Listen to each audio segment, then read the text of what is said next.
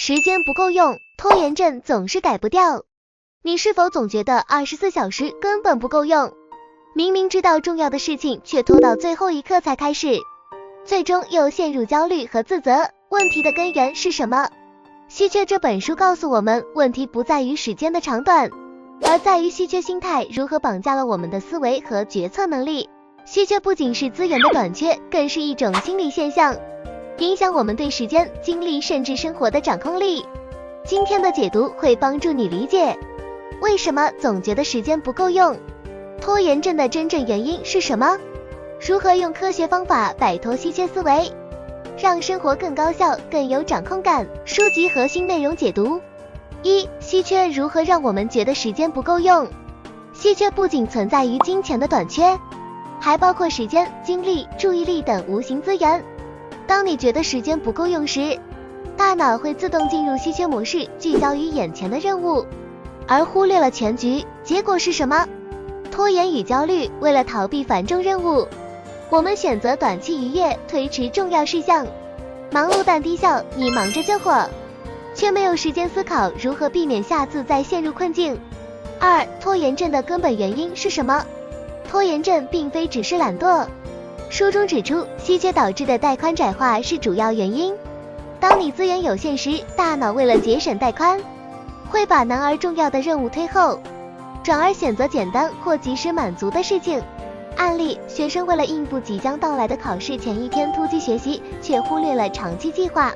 职场人士为了赶一个截止日期而忽略日常规划，导致长期工作效率低下。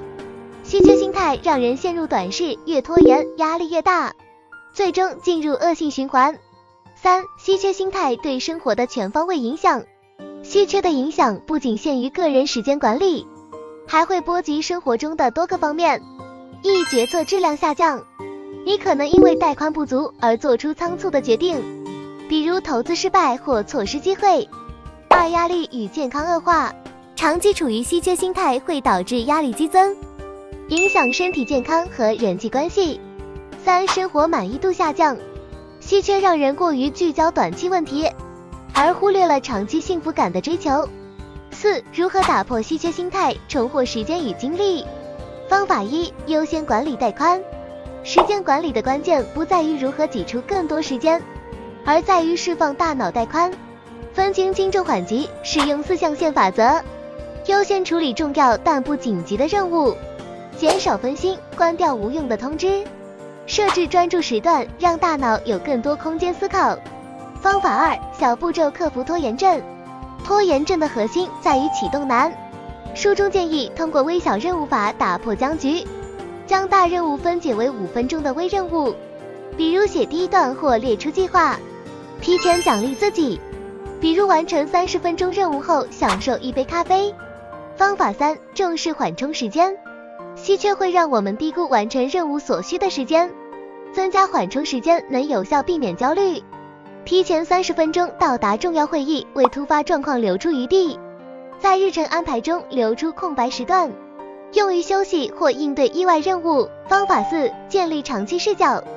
跳出稀缺心态最有效的方式是关注长远目标，每天用5分钟写下你的长远目标，提醒自己为什么而努力。在决策时问自己，这件事对未来3年有什么影响？5、案例启发，从稀缺到富足的转变。真实案例一：小型企业管理者的时间重组。一家企业的管理者经常因事务缠身无法制定战略计划，他尝试用4象限法则重新安排日程，每周留出2小时用于反思与规划，最终大幅提高了公司业绩。